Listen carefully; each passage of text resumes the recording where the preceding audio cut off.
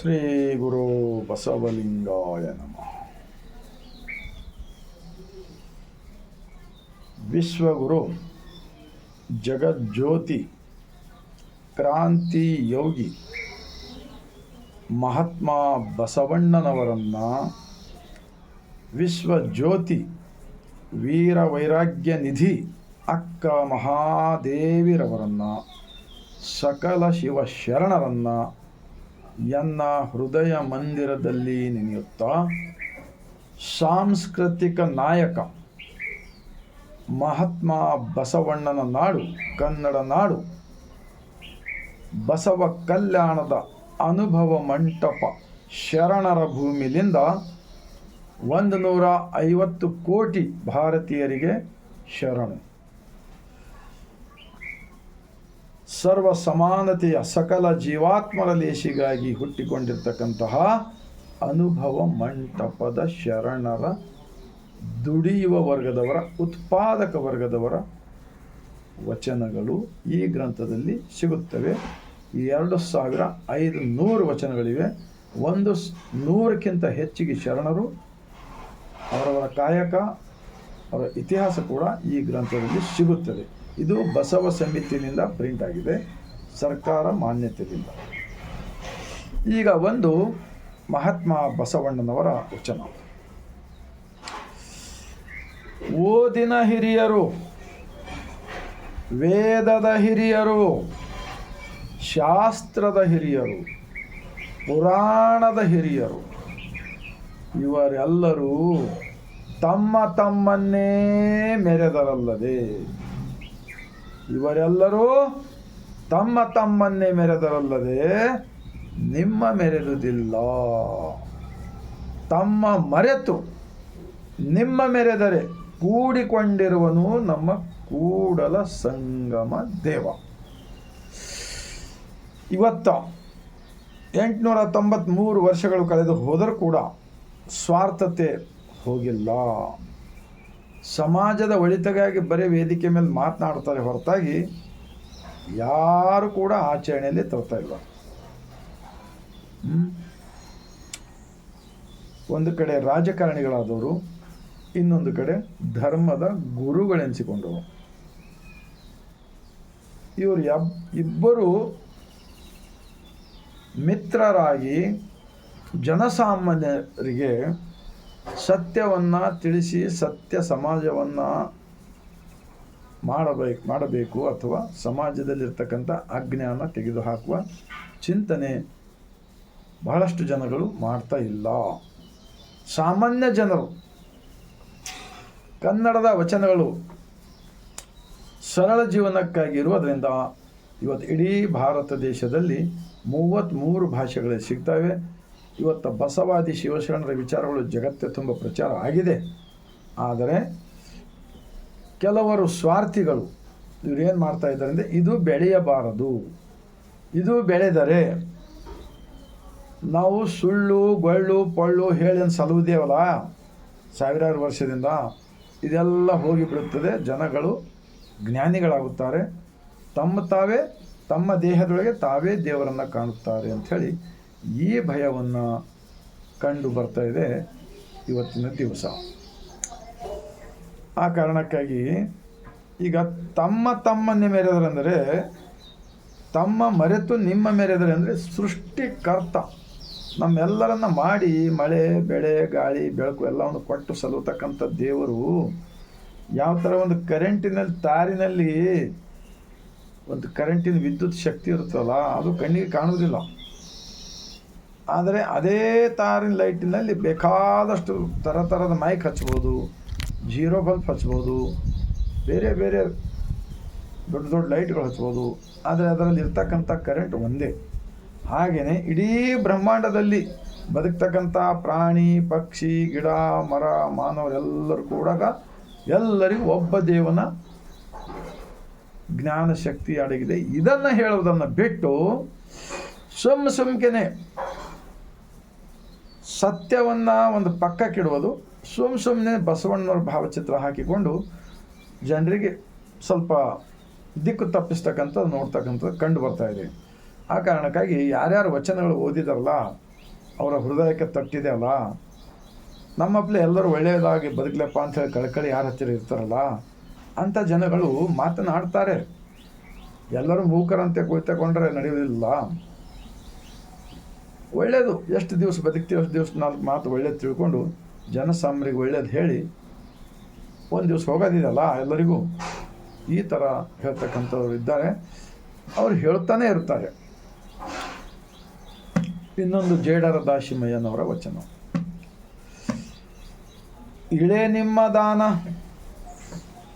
ಬೆಳೆ ನಿಮ್ಮ ದಾನ, ಸುತ್ತಿ ಸುಳಿದು ಬೀಸುವ ಗಾಳಿ ನಿಮ್ಮ ದಾನ, ಎತ್ತು ನಿಮ್ಮ ದಾನ, ಬಿತ್ತು ನಿಮ್ಮ ದಾನ, ನಿಮ್ಮ ದಾನವನುಂಡು ಅನ್ಯರ ಹೊಗಳುವ ಕುನ್ನಿಗಳ ನಾನೆಂಬೆ ರಾಮನಾಥ.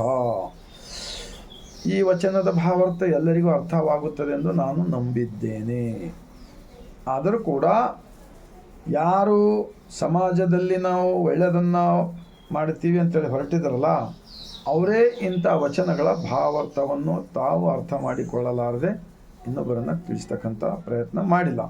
ಆ ಕಾರಣಕ್ಕಾಗಿ ನೀವು ಗೊತ್ತಾ, ಕೆಟ್ಟ ಸ್ವಾರ್ಥವನ್ನು ತುಂಬಿದಲ್ಲ, ಆ ಕಾರಣಕ್ಕಾಗಿ ಏನೇನೋ ಹೇಳ್ತಾ ಇರ್ತದೆ ನಾವು ಮಾಧ್ಯಮಗಳಲ್ಲಿ ನೋಡ್ತಾ ಇದ್ದೀವಿ.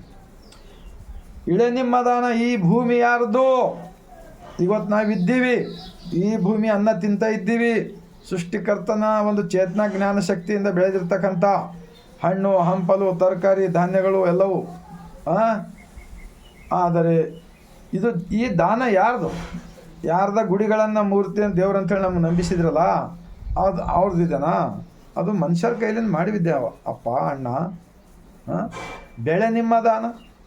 ಒಂದು ದಾಣಿ ಭೂಮಿಯಲ್ಲಿ ನಾವು ಹಾಕಿದಾಗ ಸಾವಿರಾರು ದಾಣಿ ಕೊಡ್ತದೆ. ಅದಕ್ಕೆ ಆ ಹೂ ಆ ಮೊಳಕೆ ಎದ್ದು ಹೂವಾಗಿ ಕಾಯಾಗಿ ಹಣ್ಣಾಗಿ ಕೊಡ್ತಕ್ಕಂಥದ್ದು ಯಾರು? ಆತ್ಮಾವಲೋಕನ ಮಾಡಿಕೊಳ್ಳಬೇಕಾಗುತ್ತದೆ. ಇವತ್ತು ವಚನಗಳ ಬಗ್ಗೆ ಏನೇನೋ ಮಾತನಾಡಿ ದಾರಿ ತಪ್ಪಿಸ್ತಕ್ಕಂಥ ಕಾರ್ಯ ಮಾಡಬೇಡಿರಣ್ಣ. ಸಮಾಜದಲ್ಲಿ ನಿರುದ್ಯೋಗವಿದೆ, ಬಡತನವಿದೆ, ಅನಾರೋಗ್ಯವಿದೆ, ಭಾಳಷ್ಟು ಕಷ್ಟಗಳು ತುಂಬಿವೆ ಜನರಿಗೆ ಪಾಪ. ಒಬ್ಬೊಬ್ಬರಿಗೆ ಮನೆಗಳು ವಾಸ ಮಾಡಕ್ಕೆ ಮನೆಗಳಿಲ್ಲ. ಡಿಗ್ರಿ ಕಲಿತು ಹುಡುಗರು ಯುವಕರು ಮನೇಲಿ ಕುಳಿತಿದ್ದಾರೆ, ಅವ್ರಿಗೆ ಕೆಲಸ ಇಲ್ಲ, ನೌಕರಿ ಇಲ್ಲ. ಪರೀಕ್ಷಾ ಪೇಪರ್ ಲೀಕ್ ಮಾಡೋದು, ಎಲ್ಲ ಕಡೆ ಏನಲ್ಲ ಜಾತಿ ಭೇದ ಮೇಲೆ ಜಗಳ ಹಚ್ಚೋದು, ಸತ್ಯವನ್ನು ಮರೆಮಾಸ್ತಕ್ಕಂಥದ್ದು, ಇದೆಲ್ಲ ಬಿಡಬೇಕಲ್ಲ. ತಮ್ಮ ಸ್ವಾರ್ಥಕ್ಕಾಗಿ ಹೀಗೆ ಮುಂದುವರಿಸಿದರೆ ಈ ಭಾರತ ದೇಶ ಉಳಿತದ? ಉಳಿಯೋದಿಲ್ಲ. ಎಲ್ಲರೂ ಭಿಕ್ಷುಕರಾಗಿಬಿಡುತ್ತಾರೆ. ಸ್ವತಂತ್ರ ಭಾರತ ದೇಶದಲ್ಲಿ ಅಜ್ಞಾನಿಗಳಾಗಿ ಒಬ್ಬರದೊಬ್ಬರು ಕಚಾಡ್ತಕ್ಕಂಥದ್ದು ನಾವು ನೋಡ್ತಾ ಇದ್ದೀವಿ. ಇದು ಕಡಿಮೆ ಆಗಬೇಕಲ್ಲ. ಮಹಾಗುರುಗಳೇ ಎನಿಸಿಕೊಂಡವರು ಏನು ಮಾಡ್ತಾರಪ್ಪ ಇವರೆಲ್ಲ? ಭಾಳ ಬೇಸರಿಕೆ ಆಗಿ ನಾನು ಈ ವಚನಗಳ ವಿಡಿಯೋ ಮಾಡ್ತಾ ಇರ್ತೀನಿ. ಭಾಳ ಸರಳ ಜೀವನ ಇದೆಯಲ್ಲ, ಏನು ಜಡ ಇದೆ ಇದರಲ್ಲಿ? ನಿಮ್ಮ ದಾನವನ್ನುಂಡು ಅನ್ಯರ ಹೊಗಳುವ ಕುನ್ನಿಗಳ ನಾನೆಂಬೆ ರಾಮ. ಅನ್ಯರ ಎಂದರೆ ಇವತ್ತು ಅದೇ ಮಾಡ್ತಾ ಇದ್ದಾರೆ, ತಮ್ಮದೇ ಮೆರೆಸ್ಕೊಳ್ತಾ ಇದ್ದಾರೆ. ಬಸವಣ್ಣನವರು 12ನೇ ಶತಮಾನದಲ್ಲಿ ಒಬ್ಬ ಪ್ರಧಾನಮಂತ್ರಿಯಾಗಿದ್ದುಕೊಂಡು ಅನುಭವ ಮಂಟಪದಲ್ಲಿ ಇಂಥ ಜಗತ್ತಿಗೆ ಒಂದು ಸೃಷ್ಟಿಕರ್ತನ ಜ್ಞಾನ ಕೊಟ್ಟಿದ್ದಾರಲ್ಲ. ಇದು ಯಾವುದೇ ಒಂದು ಜಾತಿಗೆ ಸೀಮಿತವಲ್ಲ. ಇದು ಪ್ರಕೃತಿಯ ಧರ್ಮ, ಇದು ಸೃಷ್ಟಿಕರ್ತನ ಧರ್ಮ, ಇದು ವೈಜ್ಞಾನಿಕ ಧರ್ಮ, ಇದು ವೈಚಾರಿಕ ಧರ್ಮ ಇದೆ. ನಮ್ಮಿಂದ ಏನೇ ತಪ್ಪಾದರೂ ಕೂಡ ನಾವು ಓದಿಕೊಂಡು ಶರಣರ ಸಂಘದಲ್ಲಿ ಭಾಗಿಯಾಗಿ ನಾವು ಬಿಡ್ಬೋದಲ್ಲ. ಇನ್ನೊಂದು ಬಸವಣ್ಣನವರ ವಚನ. ಅವಳ ವಚನ ಬೆಲ್ಲದಂತೆ ಹೃದಯದಲ್ಲಿರುವುದು ನಂಜು ಕಂಡಯ್ಯ. ಈ ಕಣ್ಣುಗಳಲ್ಲಿ ಒಬ್ಬನ ಕರೆವಳು, ಈ ಮನದಲ್ಲಿ ಒಬ್ಬನ ನೆನೆವಳು. ಈ ಮಾನಸಿ ಗಳ್ಳಿಯ ನಂಬದಿರು ನಂಬದಿರು ನಂಬದಿರು ಕೂಡಲ ಸಂಗಮ ದೇವ. ನೋಡಿ, 893 ವರ್ಷ ಜಯಂತಿ ಮಾಡಿದ್ರಲ್ಲ ಮೊನ್ನ. ಇಷ್ಟು ವರ್ಷಗಳು ಕಳೆದು ಹೋದರೂ ಕೂಡ ಇನ್ನೂ ಬಿಡ್ತಾ ಇಲ್ಲಲ್ಲ ಇಂಥ ಸ್ವಾರ್ಥದೆ. ಹೌದಪ್ಪ, ನಾವು ಕೆಟ್ಟ ಗುಣಗಳು ನಮ್ಮ ಹತ್ತಿರ ಇವೆ. ಈಗ ನಾವು ಹೀಗೆ ಕೆಟ್ಟ ಗುಣಗಳು ಮಾಡ್ತಾ ಮಾಡ್ತಾ ಹೋದಾಗ ನಮ್ಮ ಕುಟುಂಬ ಸರಿಯಾಗಿರ್ತದ? ನಾವು ಸರಿಯಾಗಿರ್ತೀವ? ರೋಗಗಳು ಹಚ್ಕೊಂಡು ಆಸ್ಪತ್ರೆಯಲ್ಲಿ ಸೇರಿ ಸುಮ್ಕಿನ ಸತ್ತು ಹೋಗ್ಬೇಕಲ್ಲ. ಈ ಸಮಾಜ ಹಾಳಾಗ್ತಕ್ಕಂಥ ನಿಮಗೆ ಕಳಕಳಿ ಇದ್ದಿದ್ದರೆ ಮನಸ್ಸಿನಲ್ಲಿ ಒಂದು ಬಸವಾದಿ ಶಿವಶರಣರ ಹಿಂದೂ ಸಮಾವೇಶ ಅಂಥೇಳಿ ಎಲ್ಲರಿಗೆ ಖುಷಿ ಪಡಿಸ್ತಕ್ಕಂಥದ್ದು ಬಸವಣ್ಣವ್ರ ಭಾವಚಿತ್ರ ಹಾಕ್ತೀವಿ. ಅದು ಎಡಕ, ಬಸವಣ್ಣವ್ರ ಭಾವಚಿತ್ರ ಎಡಕ, ಅವ್ರ ಬಲಕ್ಕೆ ಇವ್ರದು. ಏನಪ್ಪ ಎಂತೆಂಥ ಅನ್ಯಾಯ ಮಾಡ್ತಾಯಿದ್ರಿ ನಮ್ಮ ಕಲ್ಯಾಣದ ನಾಡಿನ ಶರಣರದು. ಇದು ನೋಡಿದರೆ ಒಳಗೆ ಎಷ್ಟೊಂದು ನೋವಾಗ್ತಾಯಿದೆ. ಒಂದೊಂದು ಸಲ ನಾವು ಏನು ಮಾಡಬೇಕಪ್ಪ ಈ ಜನರಿಗೆ. ಈಗ ಆ ಸ್ಕೂಲ್ದಲ್ಲಿ ಈ ವಚನ ಗ್ರಂಥವಿದೆ, ಬಸವ ಸಮಿತಿ ಬೆಂಗಳೂರು. ಇದನ್ನು ಭಾರತ ದೇಶದ ಸನ್ಮಾನ್ಯ ಪ್ರಧಾನಮಂತ್ರಿ ಜಿ ನರೇಂದ್ರ ಮೋದಿಜಿ ನಮ್ಮ ಭಾರತ ದೇಶದ ರಾಜಧಾನಿಯಾಗಿರ್ತಕ್ಕಂತಹ ನವದೆಹಲಿಯಲ್ಲಿ 23 ಭಾಷೆಯಲ್ಲಿ ಆವಾಗ ಬಿಡುಗಡೆ ಆಗಿವೆ, 13-14 ವರ್ಷ ಹಿಂದೆ. ಮತ್ತು ಕರ್ನಾಟಕ ರಾಜ್ಯದಲ್ಲಿ ಅಂದಿನ ರಾಜ್ಯಪಾಲರು ಮತ್ತು ಅಂದಿನ ಉಪರಾಷ್ಟ್ರಪತಿ ಹಮೀದ್ ಅನ್ಸಾರಿ ಅವರ ಕೈಲಿಂದ ಕೂಡ 23 ಭಾಷೆಯಲ್ಲಿ ಬಿಡುಗಡೆ ಆಗಿವೆ. ಈಗ ಟೋಟಲ್ 33 ಭಾಷೆಯಲ್ಲಿ ಶರಣರ ವಚನಗಳು ಬಂದಿವೆ. ಈ ವಚನಗಳನ್ನು ತಲೆ ಮೇಲೆ ಇಟ್ಟುಕೊಂಡು ಆ ಗದಗದಲ್ಲಿ ಮೆರವಣಿಗೆ ಮಾಡಬೇಕಾಗಿತ್ತು. ಮತ್ತು ಬಸವಣ್ಣನವ್ರ ಭಾವಚಿತ್ರ ಹಾಕಿಕೊಂಡಿದ್ದಿರಲ್ಲಪ್ಪ, ಶಾಪುರದಲ್ಲಿ ಮಾಡಬೇಕಾಗಿತ್ತು. ಹೆಣ್ಮಕ್ಳ ತಲೆ ಮೇಲೆ ಮತ್ತೊಂದು ಯಾಕೆ ಕೊಡಬೇಕಪ್ಪ ಹೇಳಿ ಶರಣರೇ. ಇದು ತಪ್ಪಾಗೋದಿಲ್ವಾ? ಜನರ ಜ್ಞಾನಿಗಳು ಆಗ್ಬಾರ್ದಾ? ಅಜ್ಞಾನಿಗಳೇ ಆಗಿರ್ಬೇಕಾ? ಬಸವಣ್ಣನವ್ರು ಯಾರ್ದಾರ ಕಾಲು ಬೆಳೆಸ್ಕೊಂಡಿದ್ರ ತೋರ್ಸೊಳ್ಳೆ ನೋಡೋಣ. ಸಮಗಾರ ಹರಳಯ್ಯ ಮಧುವರ್ಸರ ಮಗ ಅವರಿಬ್ಬರು ಸಂತೋಷದಿಂದ ಶಿವಭಕ್ತರಾದರು, ಏಕಲಿಂಗ ನಿಷ್ಠೆವಂತರಾಗಿ ಅವರು ಅನುಭವ ಮಂಟಪದಲ್ಲಿ ಎಲ್ಲ ಡಿಸಿಷನ್ ತೊಗೊಂಡು ಮದುವೆ ಮಾಡಿದ್ರಪ್ಪ. ನೀವು ಯಾಕೆ ಬೆಂಕಿ ಹಚ್ಚಿರಿ? ಕಲ್ಯಾಣದಲ್ಲಿ ವಚನಗಳು ಯಾಕೆ ಸುಟ್ಟಿರಿ? ಶರಣರನ್ನು ಹತ್ಯೆ ಯಾಕೆ ಮಾಡಿದ್ರಿ? ಇವತ್ತು ಬಸವ ಕಲ್ಯಾಣ ಭೂಮಿಲಿಂದ ನನ್ನ ಹೆಸರು ಚಂದ್ರಪ್ಪ ಭೀಮಣ್ಣ ಗುಂಗೆ ಬೇಲೂರ್ದವನು. ಈಗ ಬಸವ ಕಲ್ಯಾಣದಲ್ಲೇ ಇದ್ದೀನಿ. ಸರ್ಕಾರಿ ಆಸ್ಪತ್ರೆಯಲ್ಲಿ ಆಂಬುಲೆನ್ಸ್ ವಾಹನ ಚಾಲಕನಾಗಿ ಕರ್ತವ್ಯ ಮಾಡಿ ನಿವೃತ್ತಿ ಹೊಂದಿದ್ದೇನೆ 8 ವರ್ಷಗಳ ಹಿಂದೆ. ನಾನು ಯಾವಾಗಲೂ ವಚನಗಳನ್ನು ಓದುತ್ತಾ ಇರೋದರಿಂದ ಈ ಮಾತುಗಳು ಬರ್ತಾಯಿವೆ. ಅದಕ್ಕೆ ಹೇಳುತ್ತಾರೆ ಬಹಳ ಓದಿದವರು, ನುಡಿಯಲು ಕಲಿಸಿದ ಬಸವ, ನಡೆಯಲು ಕಲಿಸಿದ ಬಸವ, ಉಣಲು ಕಲಿಸಿದ ಬಸವ, ಉಡಲು ಕಲಿಸಿದ ಬಸವ. ಇಂಥ ಬಸವಣ್ಣನವ್ರನ್ನ ಎತ್ತಿನ ಮೂರ್ತಿ ಮಾಡಿ ಗುಡಿ ಕಟ್ಟಿದ್ರಲ್ಲಪ್ಪ. ಎಷ್ಟು ಧೋಖ ಮಾಡಿದ್ರಿ, ಇನ್ನು ಎಷ್ಟು ಧೋಖ ಮಾಡ್ಬೇಕಂತ್ರಿ ಸಮಾಜಕ್ಕೆ. ಈಗ ಸ್ಕೂಲ್ ಟೀಚರ್ ಒಂದು 5ನೇ ತರಗತಿ ಪುಸ್ತಕ ಇದೆ ಅಂತ ತಿಳ್ಕೊಳೊಂದು. ಆ ಪುಸ್ತಕ ಇರಲಿ, ಅದ್ರ ಒಳಗಿಂದ ಹೇಳೋದು ಬೇಡ. ಪುಸ್ತಕ ಇರಲಿ, ಆದರೆ ಶಾಲೆಯಲ್ಲಿ ಮಾಸ್ಟ್ರಿಗೆ ಪಾಠ ಹೇಳಬೇಡ ಅಂತ ಅಂದಂಗೆ ಆಗ್ತಾ ಇದೆಯಲ್ಲ. ಈಗ ನಮ್ಮಂಥವ್ರು ಇದು ತಿಳ್ಕೊಂಡಿದ್ರ ಬಗ್ಗೆ ವಚನಗಳು ಹೇಳ್ತಾ ಇರ್ತೀವಿ. ಹೇಳಿದಾಗ ಸತ್ಯವನ್ನು ಹೇಳ್ತಕ್ಕಂಥ ಸಂದರ್ಭದಲ್ಲಿ ಈಗ ಎಲ್ಲ ಕರ್ನಾಟಕ ರಾಜ್ಯದ ಮಠಾಧೀಶರು ಎಲ್ಲ ಜಿಲ್ಲೆಗಳಲ್ಲಿ ಬಸವ ಸಂಸ್ಕೃತಿ ಅಭಿಯಾನ ಮಾಡಿದ್ರು. ಆನಂತರ ಅವ್ರಿಗೆ ಯಾಕೆ ಬೈದ್ರಪ್ಪ? ಏನು ತಪ್ಪು ಮಾಡಿದ್ರು ಅವರು? ಯಾಕೆ ಬೈದ್ರಿ? ನೀವು ಕೂಡ ಅವ್ರಿಗೆ ಸಪೋರ್ಟ್ ಮಾಡಬೇಕಲ್ಲ. ಈಗ ನಾನು 2200ವರೆಗೆ ವಚನ ವಿಡಿಯೋ ಮಾಡಿದ್ದೀನಿ. ನನಗೂ ಬೈರಿ ನೋಡೋಣ. ನಾ ಏನು ತಪ್ಪು ಮಾಡಿದ್ದೀನಿ ಬರ್ರಿ, ನನ್ನ ಎಲ್ಲ ವಚನಗಳು ಹೇಳಿ ವಿಡಿಯೋಗಳಿವೆ, ಅವೆಲ್ಲ ಡಿಸ್ಕಷನ್ ಮಾಡಿ ಬಸವ ಕಲ್ಯಾಣದಲ್ಲಿ ಬಂದು ನೋಡೋಣ. ನಮ್ಮದು ಆಸೆ ಏನಪ್ಪ ಅಂದರೆ ನಮ್ಮ ಭಾರತ ದೇಶ ಒಳ್ಳೆಯದಾಗಲಿ. ಎಲ್ಲಪ್ಪ ಬಡವರಿಗೆ ನೋಡ್ರೆ ದುಃಖ ಆಗ್ತದೆ ನಮ್ಗೆ. ಅಷ್ಟೊಂದು ಜಾತಿಗಳು ಮಾಡಿಟ್ಟಿರಿ, ಎಷ್ಟೊಂದು ದೇವರುಗಳು ಸೃಷ್ಟಿ ಮಾಡಿರಿ. ಹಲವು ದೈವಗಳ ಎಂಜಲ ತಿಂಬುವವರಿಗೆ ನಾನೆಂತೂ ನಂಬುವೆನಯ್ಯ ಕೂಡಲ ಸಂಗಮ ದೇವ ಅಂತ ಹೇಳಿ ಬಸವಣ್ಣ. ಕೂಡಲ ಸಂಗಮ ದೇವ ಅಂದರೆ ಕೂಡಲ ಸಂಗಮ ಊರಲ್ಲ, ಅವೆಲ್ಲವೂ ಕೂಡ ವಚನಗಳ ನಾಮಾಂಕಿತ ಶರಣರ ಅಡ್ರೆಸ್ಗಳಿವೆ ಅಷ್ಟೇ ಹೊರತಾಗಿ ಆ ನಾಮಾಂಕಿತ ಮನದೊಳಗಿರ್ತಕ್ಕಂಥ ಮನಸ್ಸಾಕ್ಷಿಯಾಗಿ ಸೃಷ್ಟಿಕರ್ತ ಜಗದೀಶನ ಸಾಕ್ಷಿಯಾಗಿ ಬರೆದಿರ್ತಕ್ಕಂಥ ವಚನಗಳಿವೆ. ನೀವೆಲ್ಲ ದೊಡ್ಡ ದೊಡ್ಡ ಗುರುಗಳಿದ್ರಿ, ನಮ್ಗಿಂತ ಹೆಚ್ಚಿಗೆ ನಿಮಗೆ ತಿಳಿಬೇಕಲ್ಲ. ನಾನು ಹೆಚ್ಚಿಗೆ ಹೇಳಲಾರದೆ ಏನಪ್ಪ, ಭಾಳ ನೋವಾಗ್ತಾಯಿದೆ. ಕಲ್ಯಾಣದಾಗ ಇಷ್ಟೊಂದು ವರ್ಷ ಆದರೂ ಕೂಡ ಈಗ ಮತ್ತೆ ಪುಸ್ತಕ ಸ್ಕೂಲ್ದಾಗ ಟೀಚರ್ ಇದ್ದರೆ ಆ ಪಾಠ ಹೇಳಬೇಡ ಅಂತಾರೆ ಇವರು. ಆ ಥರ ನಡೀತಾ ಇದೆ ಇದು. ಹಾಗೆ ಈ ವಚನಗಳಲ್ಲಿ ಏನಿವೆ ಅವ್ರು ಹೇಳ್ತಾರೆ. ವಚನಗಳು ಡಿಸ್ಕಸ್ ಮಾಡಿ ಬಸವ ಕಲ್ಯಾಣದಲ್ಲಿ ಕೋಟಿಗಟ್ಟಲೆ ಜನರಿಗೆ ಎದುರ ಒಂದು ಕಡೆ ನೀವು ಕುಳಿತುಕೊರಿ, ಒಂದು ಕಡೆ ಇನ್ನೊಂದು ಶಾಂತ ರೀತಿಯಲ್ಲಿ ಡಿಸ್ಕಷನ್ ಆಗಬೇಕು.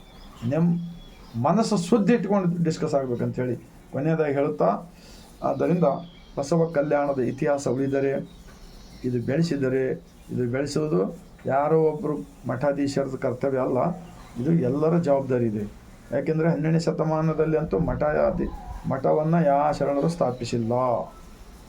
ತುರ್ಗಾಯಿದ್ ರಾಮಣ್ಣ, ದನ ಕಾಯ್ತಕ್ಕಂಥ ಕುರುಬಗೊಳ್ಳ ಗುಲ್ಲಾಳೇಶ, ಕುರಿ ಕಾಯ್ತಕ್ಕಂಥ ಒಕ್ಕಲಿಗೆ ಮುದ್ದಣ, ಲದ್ದೆ ಸೋಮಣ್ಣ, ಕಿನ್ನರಿ ಬೊಮ್ಮಯ್ಯ, ಅಂಬಿಗರ ಚೌಡಯ್ಯ, ಮಡಿವಾಳ ಮಾಚಯ್ಯ, ಸಿದ್ದರಾಮೇಶ್ವರ ಸೋಲಾಪುರದವರು, ಕಾಶ್ಮೀರದ ರಾಜ, ಅಫ್ಘಾನಿಸ್ತಾನದ ಮುಸ್ಲಿಂ. ನಾವು ಒಂದೇ ಒಂದು ವಿನಂತಿ ಮಾಡ್ಕೊಳ್ತಾ ಇದ್ದೀನಿ, ಈ ದೇಶದಲ್ಲಿರ್ತಕ್ಕಂಥ ಇವತ್ತಿನ ಗೊಂದಲ ಎಲ್ಲ ನಿವಾರಣೆ ಆಗಲೇಬೇಕಾಗಿದ್ದೇ. ಆದರೆ ಅವತ್ತ 97% ಎಲ್ಲ ವರ್ಗದವರು, ಎಲ್ಲ ಉತ್ಪಾದಕ ವರ್ಗದವರು, ಕುಂಬಾರ, ಹೂಗಾರ, ಬಡಿಗಾರ ಎಲ್ಲರೂ ಒಂದಾಗಿ ಕಟ್ಟಿದ ಈ ಅನುಭವ ಮಂಟಪದ ಲಿಂಗಾಯತ ಧರ್ಮ ಮತ್ತೆ ಎಲ್ಲರೂ ಒಂದಾದರೆ ಮಾತ್ರ ಈ ದೇಶದಲ್ಲಿರ್ತಕ್ಕಂಥ ಎಲ್ಲ ಸಮಸ್ಯೆಗಳಿಗೆ ಪರಿಹಾರ ಆಗುತ್ತದೆ ಎಂದು ನಾನು ಈ ಗ್ರಂಥದ ಸಾಕ್ಷಿ ಇಟ್ಟುಕೊಂಡು ಹೇಳುತ್ತಿದ್ದೇನೆ ಎಂದು ಹೇಳುತ್ತಾ, ಕೊನೆಯದಾಗಿ ನಿಮ್ಮ ಹೃದಯಕ್ಕೆ ತಟ್ಟಿದೆ ಆದರೆ 150 ಕೋಟಿ ಭಾರತೀಯರಿಗೆ ಈ ವಿಡಿಯೋ ತಲುಪುವ ಕಾರ್ಯ ಆಗಲಿ. ಮತ್ತು ರಾಜಕಾರಣಿಗಳಾದವರು ಧರ್ಮದ ಗುರುಗಳಾಗಿ ಏನು ಬೋಧನೆ ಮಾಡ್ತೇವೆ ಅಂತೀರಲ್ಲ, ನೀವೆಲ್ಲರೂ ಕೂಡ ಬಸವಣ್ಣನವರನ್ನು ಧರ್ಮಗುರು ಅಂತೇಳಿ ಒಪ್ಪಿಕೊಳ್ಳಲೇಬೇಕಾಗುತ್ತದೆ. ಅಂತಂತ ಅಲ್ಲಮಪ್ರಭು 2,80,00,000 ವಚನ ಬರೆದವರು ಬಸವಣ್ಣ ನನಗೆ ಗುರು ನಿಮಗೆ ಗುರು ಅಂತ ಹೇಳಿದ್ರಲ್ಲ, ಜಗಕ್ಕೆಲ್ಲ ಗುರು. ನಾವು ಅವ್ರ ಮುಂದೆ ನಾವು ಒಂದು ಕೂದಲು ಹೇಳಿ ಯಾರನ್ನೂ ಇಲ್ಲ, ಸುಮ್ಮನೆ ಜೀವನ ಪಾವನ ಮಾಡ್ಕೊಂಡು ಬದುಕಿ ಹೋಗಾರಪ್ಪ, ಒಂದಿಲ್ಲ ಅಂತ ಹೋಗಬೇಕಲ್ಲ, ಇಷ್ಟು ಮಾಡೋಕ್ಕಾಗಲ್ಲ. ಸಾಕು, ಇಷ್ಟು ಹೇಳುತ್ತಾ ನನಗೆ ಯಾರಾದರೂ ಏನು ಮಠ ಕೊಟ್ಟಿರಾ, ಏನು ಕಾರ್ ಕೊಟ್ಟಿರಾ, ಏನು ಯಾರೋ ಒಂದು 20-50 ಎಕರೆ ಹೊಲ ಕೊಟ್ಟಿರಾ? ಈ ಸಮಾಜ ನಿಮಗೆಲ್ಲ ಕೊಟ್ಟಿದೆಯಲ್ಲಪ್ಪ, ಮತ್ತು ಸತ್ಯ ಹೇಳೋದು ಬಿಟ್ಟು ಸುಳ್ಳ್ಯಾಕೆ ಹೇಳ್ತಾ ಹೋಗ್ತಾ ಇದ್ದೀರಿ?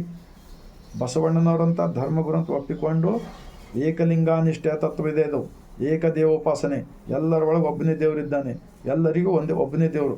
ಸೂರ್ಯ ಜಗತ್ತಿಗೆ ಇಬ್ಬರಿದ್ದಾರೆ. ಜಗತ್ತಿಗೆ ಬೆಳಕು ಕೊಡ್ತಕ್ಕಂಥ ಸೂರ್ಯ ಒಬ್ಬರ ಅಥವಾ ಇಬ್ಬರು? ಒಬ್ಬ. ಎಲ್ಲ ಸಣ್ಣ ಮಕ್ಕಳು ಕೂಡ ಹೇಳ್ತಾರೆ ಒಬ್ಬನು. ಹಾಗೇ ಬಸವಣ್ಣನವರ ತತ್ವ ಒಬ್ಬ ದೇವನ ತತ್ವ ಇದೆ, ಇದು ಇರುತ್ತದೆ. ಇದು ಯಾರು ಜೀವನದಲ್ಲಿ ಅಳವಡಿಸಿಕೊಂಡು ಸಮಾಜಕ್ಕೆ ಬಿತ್ತುತ್ತಾರೆ ಅವರ ಹೆಸರು ಉಳಿಯುತ್ತದೆ. ಯಾರು ತಮ್ಮ ಸ್ವಾರ್ಥಕ್ಕಾಗಿ ಇದನ್ನು ಕೆಡಿಸಲು ಹೋಗುತ್ತಾರೆ, ಇದು ಎಂದೆಂದಿಗೂ ಕೆಡುವುದಿಲ್ಲ. ಸೂರ್ಯನ ಮುಂದೆ ನಮ್ಮದೊಂದು ದೀಪ ಹಚ್ಚುತ್ತೇವೆಂದರೆ ಅದು ನಿಮ್ಮ ಮನೆಯ ಒಂದೇ ಜಾಗದಲ್ಲಿ ಬೆಳಕು ಕೊಡ್ತದೆ, ಎಲ್ಲ ಕಡೆ ಕೊಡೋದಿಲ್ಲ. ಈ ಎಲ್ಲ ಕಡೆ ಬೆಳಕು ಕೊಡ್ತಕ್ಕಂಥ ಒಂದು ತತ್ವ ಜಗತ್ತಿಗೆ ಜಗಜ್ಯೋತಿ ಶರಣರ ವಚನಗಳ ಗ್ರಂಥ ಎಂದು ಹೇಳುತ್ತಾ, ನನ್ನ ತಲೆಯ ಮೇಲೆ ಇಟ್ಟುಕೊಂಡು ನನ್ನ ಒಳಗೆ ದಿನನಿತ್ಯ ನಾವು ಈ ವಚನಗಳನ್ನು ಓದೋಣ, ಅರ್ಥ ಮಾಡಿಕೊಳ್ಳೋಣ, ಇನ್ನೊಬ್ಬರನ್ನು ತಿಳಿಸೋಣ ಎಂದು ಹೇಳುತ್ತಾ, 150 ಕೋಟಿ ಭಾರತೀಯರಿಗೆ ಈ ವಿಡಿಯೋ ತಲುಪಲಿ ಅಂತ ಹೇಳಿ ಮತ್ತೊಮ್ಮೆ ವಿನಂತಿಸಿಕೊಳ್ತಾ, ಸರ್ವರಿಗೂ ಬಾಗಿದ ತಲೆ ಮುಗಿದ ಕೈಲಿಂದ ಶರಣ.